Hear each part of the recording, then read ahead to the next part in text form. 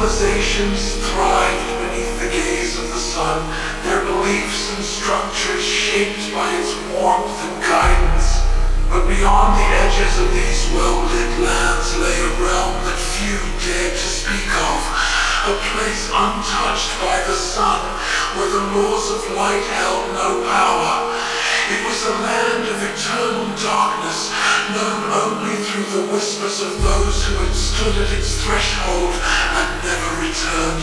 The people of the light believed this land to be the birthplace of chaos, a place where the gods had abandoned all sense of order, leaving only the void in their wake. But those who truly understood the nature of existence knew better. This land was not a realm of chaos. It was the place where structure fell away, and in its absence, a far deeper truth could be found. It was a place for those who sought freedom from the constraints of belief, identity, and form. The time came when a figure emerged from the heart of the well-lit lands, a being not bound by the chains of societal constructs, but driven by a deeper calling. This figure, like so many others, had been raised beneath the sun, taught to revere the light and its promises of salvation. But unlike others, this being felt the tug of the abyss, the pull of the unformed darkness that lay beyond the borders of their world. The figure did not seek glory or salvation, only the truth of what lay beyond the constructs of light.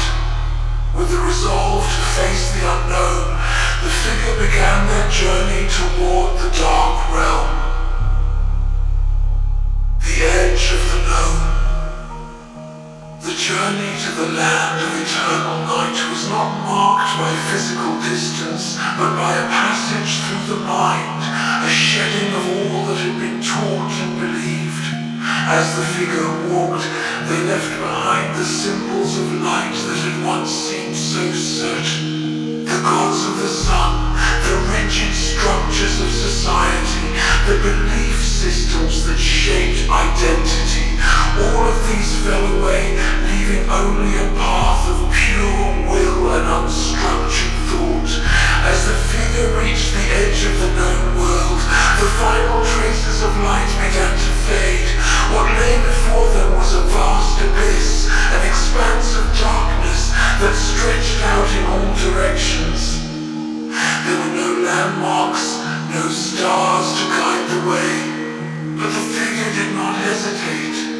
They had not come to find their way by the light, but to embrace the freedom of the void. The path forward was one of surrender, surrender to the unknown, to the absence of form, to the darkness that now engulfed them. As the figure stepped into the abyss, they felt the boundaries of their own self begin to dissolve. The light-bound identity that had once shaped their thoughts and actions fell away like dust in the wind. What remained was something raw, something unformed, an essence that existed beyond belief or definition. It was here, in the heart of the darkness, that the figure would find the truth they sought, the presence of the abyss. In the depths of the void, time lost its meaning. The figure moved through the darkness, not as a body, but as a presence, a consciousness that existed without form. It was here in the absence of light that the figure began to understand the true nature of the darkness. It was not a force of chaos or destruction, as the people of the light had feared. It was the birthplace of all potential, the space where existence itself could unfold without the limits imposed by structure or belief. As the figure journeyed deeper, they encountered other presences, beings that had long since abandoned the confines of form.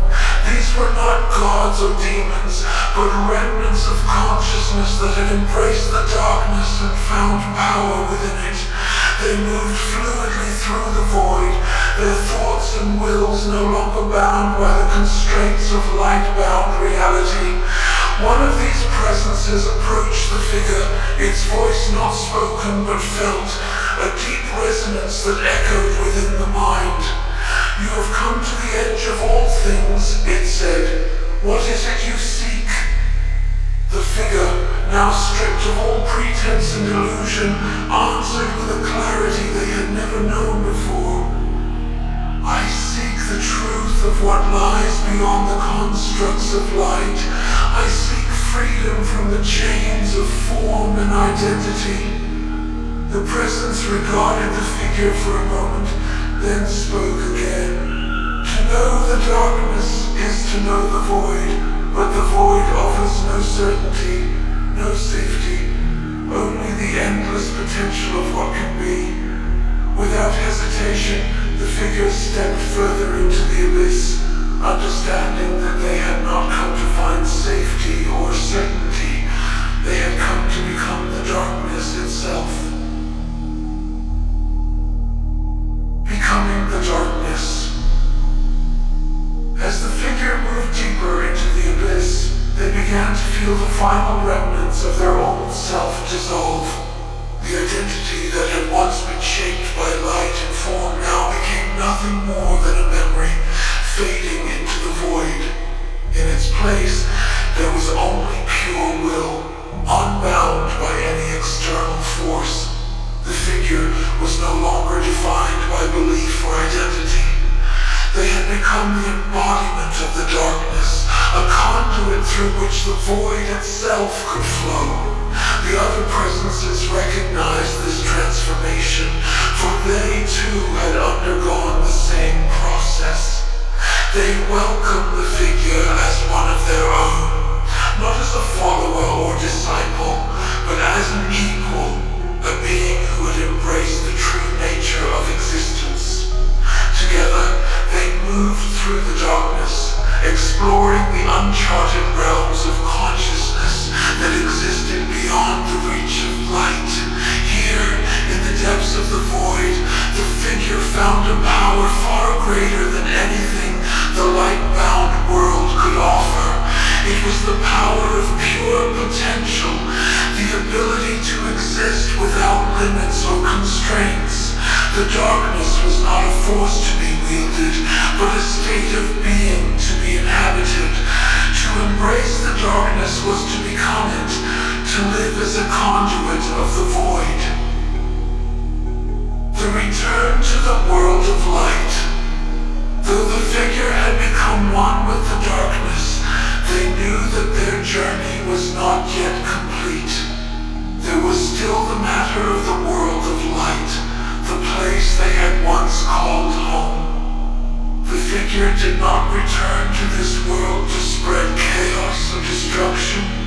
They returned as a living testament to the truth they had found in the void. A reminder that the darkness was not to be feared, but embraced. When they stood once again at the edge of the light-bound lands, they were not the same. The people of the light looked upon the figure with fear, for they could sense the presence of the abyss within them. But the figure did not seek their approval or understanding. They stood as a silent reminder that the constructs of light were not the only path. There was another way, a path of freedom, of unstructured consciousness, of pure will. The figure had become the darkness, and in doing so they had found the truth that lay beyond all things.